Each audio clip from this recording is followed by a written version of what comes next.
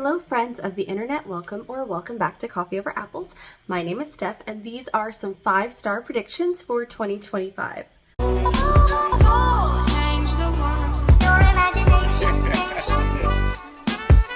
It could change the world.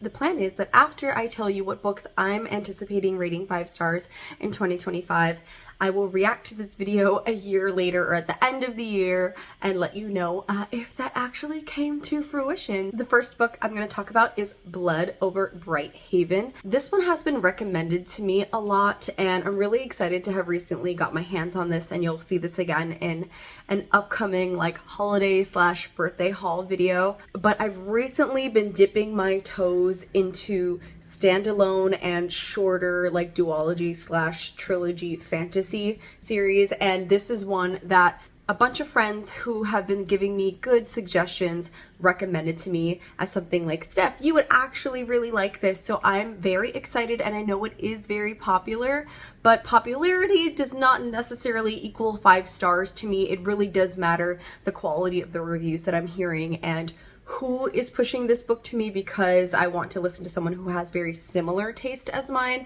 and the friends who are recommending this to me do have similar taste to mine. So I'm really looking forward to this. And I'm pretty sure that this is a standalone. Also, this cover is gorgeous with the sprayed edges. Another book that I plan on reading is Bury Your Gaze by Chuck Tingle. I'm very lucky to have gotten my hands on a signed copy when I went to Strand earlier this year. I've never read Chuck Tingle before, but I can tell you that I've been obsessed with listening to other people's reviews of Chuck Tingle and like listening to general synopsises of his books. But I really should sit down and read a Chuck Tingle book, and that's the plan, especially because now that they're writing adult horror, and adult horror is one of my all-time favorite genres. So I'm just, I'm looking forward to combination of potential chaos with some sort of social critique, and also just like horror delicious. In 2025, I'm definitely planning on reading The Poppy War by R.F. Kuang.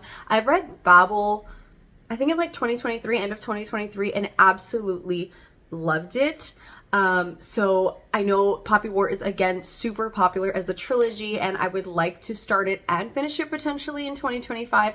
I am kind of mulling around doing a read along with that, though I don't know yet how that's going to work, but I'm planning on potentially doing that after I finish the year-long series review of Stormlight that I'm currently doing. So once that's done, I'll have some open space to read other trilogies that I'm hoping to love, and Poppy War is one of them. I've heard that this is going to be probably extremely heartbreaking and like really intense, but for me, I feel like that's something that R.F. Kuang did well with Babel, and I would like to read more from authors that I've given 5 stars to before.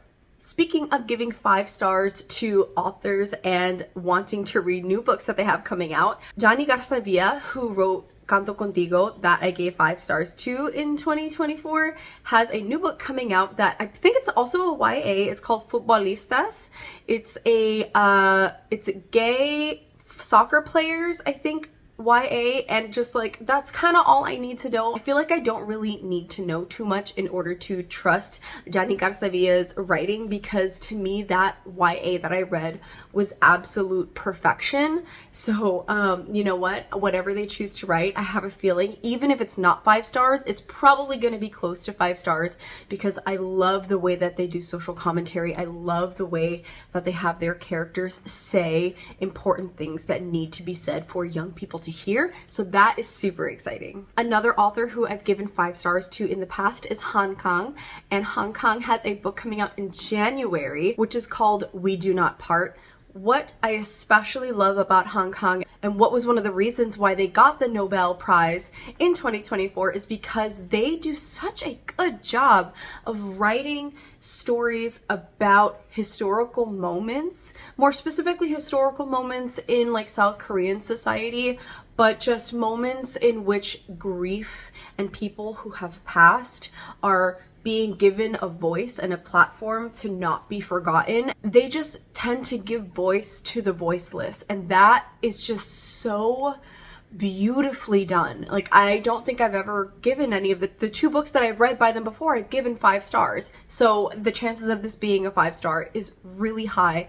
Super looking forward to that. Additionally, I really also plan on reading the White Book, which I think once I've read that one, there's another one that they have, which is called, is it called Greek Lessons, I think? I don't know if that's short stories or something like that. Either way, if I can read all of the books that Han Kang has written in 2025, I'm like pretty solid that I'm at least going to give one of them 5 stars. So let's just include all 3 of the Han Kang books that I haven't read onto this predictions video. What I've learned about myself in the past year and a half, maybe almost 2 years, is that I am a non-fiction girly. I love nonfiction. I love specifically listening to nonfiction, and I did put a hold in at my library hoping to get my hands on an audio copy of Defectors by Paula Ramos.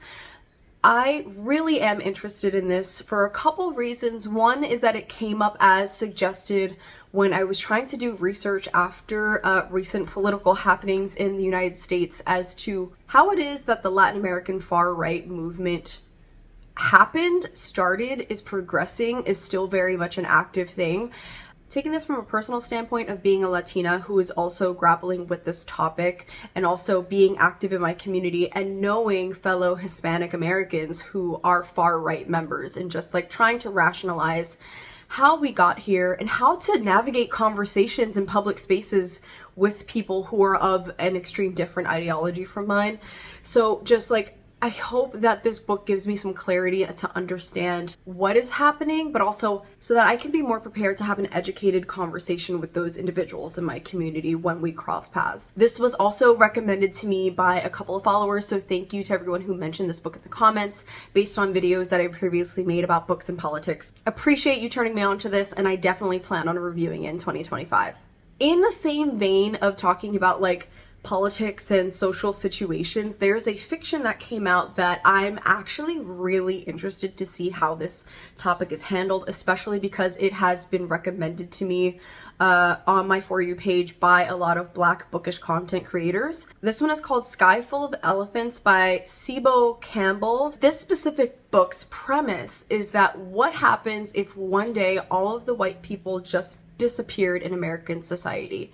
And that to me is so interesting because my thought process behind that is just because the individuals who have benefited from this established hierarchy based in racism disappear doesn't mean that everyone who's left is of the same understanding of what needs to be done to dismantle the systems that have been established. Internal biases are still prevalent, and like, where do we go as far as with everyone who's left being a member of a community that needs healing? And I'm just so interested in this topic. I feel like it's going to be really fascinating, and I feel like this, based on the reviews that I've heard, that it sounds like this author takes this topic with a lot of nuance. I think it's also very especially important, especially thinking about what I just said a few minutes ago about the other book, Defectors, which is like, we still have members of all communities, even if they're minority communities. There are still percentages in various minority communities that are still of a discriminatory mindset.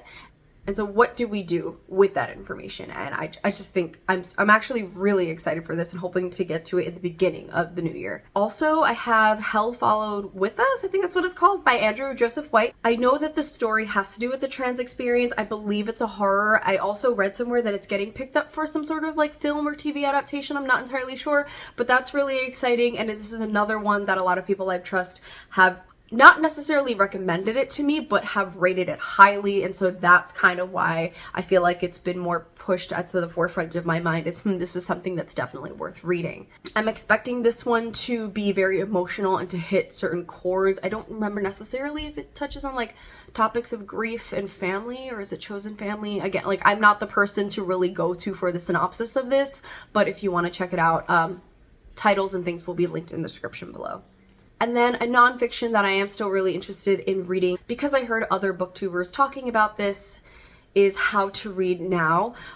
This is a nonfiction about, if I remember correctly, the importance of critical reading at all times, but more specifically in the current social, economic, political climate in which literature is being challenged as a fundamental right to access, in which we are dealing with institutional policies that are actively working to dismantle libraries and education systems. Why it's important to critically engage with reading is what I understood that a good chunk of this book is about. If you've read it and you know that there is something more there that I'm missing, please feel free to preface and prepare me in the comments. I would appreciate that.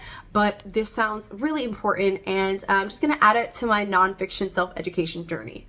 Anyway, those are the books that I'm really excited to read, and let's find out at the end of the year if they did become 5-star reads. If you'd like to stay in more contact with me, I actually have a Blue Sky that I've made recently, a Bookstagram that I'm trying to be more active on, a Patreon where you can get downloadable coloring pages based off of books that I read, and other things linked in the description below. I post videos whenever I feel like it. Thanks for watching. Bye!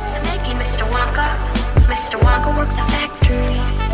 In your wildest, wild